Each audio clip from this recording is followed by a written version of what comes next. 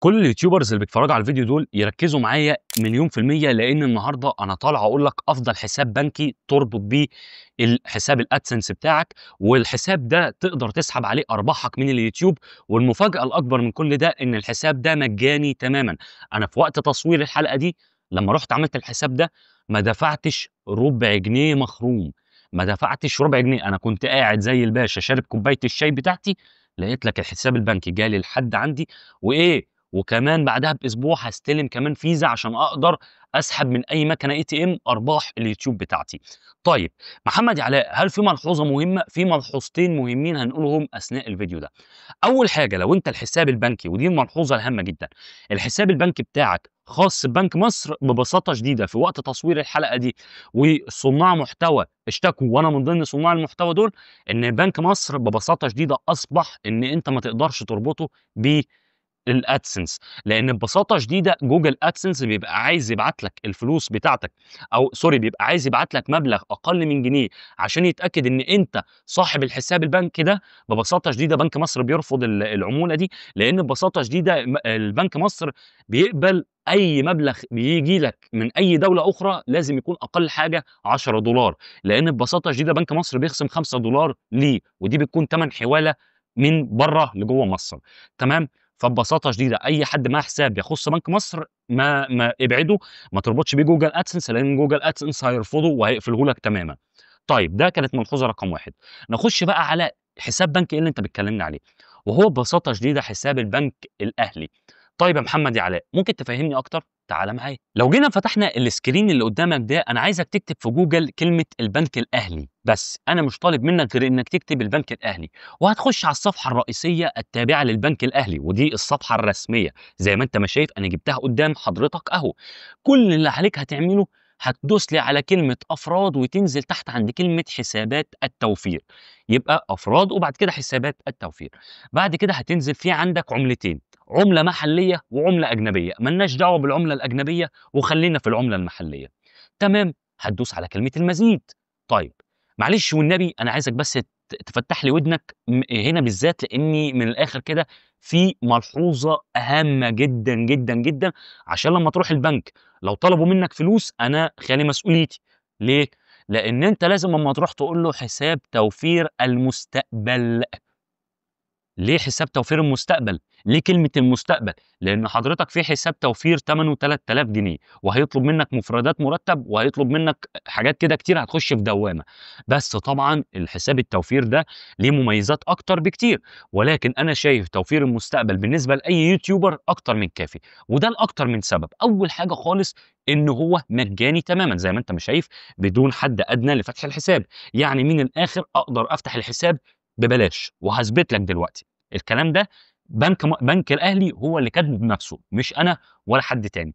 طيب تاني حاجه، تقدر تفتح من سن 15 سنه وانت طالع، يعني طالما انت اكبر من 15 سنه تقدر تفتح الحساب البنكي. وملحوظه هامه جدا عشان تبقى انت فاهم، لازم اللي يكون مالك لحساب الادسنس في جوجل ادسنس يكون اكبر من 18 سنه. انا بفهمك بس المعلومه دي ليك. تمام تمام. هتدوس على كلمه المزيد. زي ما أنت ما شايف حضرتك دخّلني لصفحة كده مهمة جدًا. أول حاجة بيقول لك بدون حد أدنى، يعني مجاني تمامًا. دي العوايد، أنت مثلًا لو العوايد دي تهمك اقراها، أنا مش هاماني الصراحة.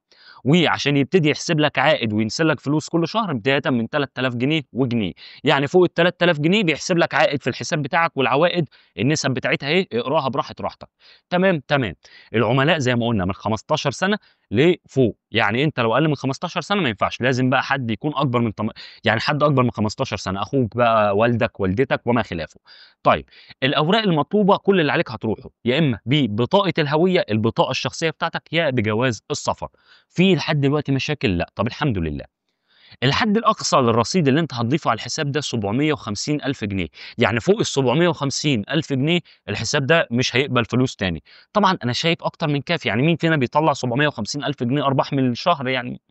يعني نادرًا يعني. أنت لو أنت أرباحك ربنا كرمك وبتعدّي الرقم ده، يبقى روح بقى لحساب أبو 3000 جنيه، لأن الحساب أبو 3000 جنيه بتقدر تحط فيه فلوس لحد 20.000.000 جنيه، 20.000.000. تمام. تقدر تسحب فلوس في اليوم لحد 90,000 جنيه زي ما أنت ما شايف حضرتك، تقدر تسحب شهريًا لحد 300,000 جنيه. تمام، تمام. طبعًا تقدر دي برضه حاجات يعني مبالغ تأمين وحاجات تخُص كده. هنا طبعًا بيقول لك إن لازم السِن يكون ما يقلّش عن 15 سَنة، والسِن ما يزيدش عن 50 سَنة، طبعًا 50 سَنة لمّا يكون متأمِّن عليه، تمام.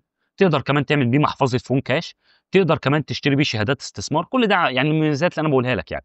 أهم ميزات أنا عايزها إن مصاريف فتح الحساب ببلاش، المصاريف الإدارية ببلاش، مصاريف إصدار البطاقة اللي هي الفيزا ببلاش.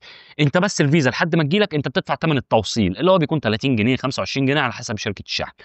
الخدمات المصرفية عبر الإنترنت يعني إيه؟ يعني ببساطة شديدة أقدر أدفع بيها مَيّة، أقدر أدفع بيها كهربا، أقدر أدفع بيها النت، أقدر أدفع بيها النور وما خلافه.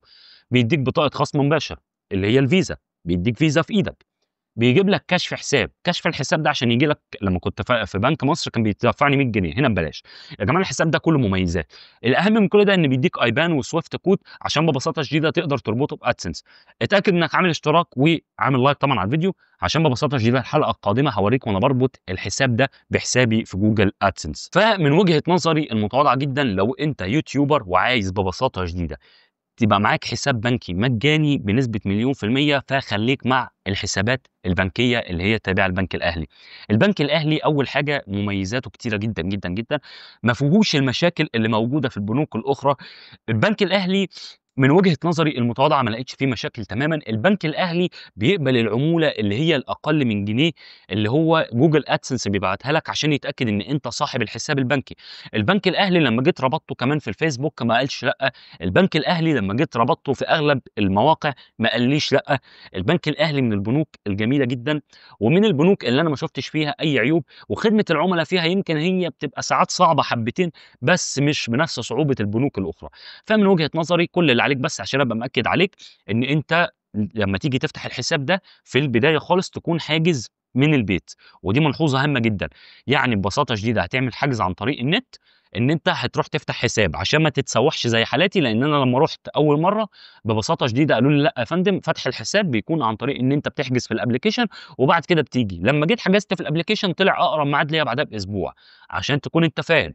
يعني ببساطة شديدة لازم تحجز في الapplication بتاع البنك الأهلي قبل ما تروح البنك، لإن أنت لو رُحت البنك بدون ما تحجز في الapplication هيرجّعوك تاني، وممكن يكون أقرب ميعاد ليك بعدها بأسبوع، فخُد بالك من النقطة دي كويس جدًا.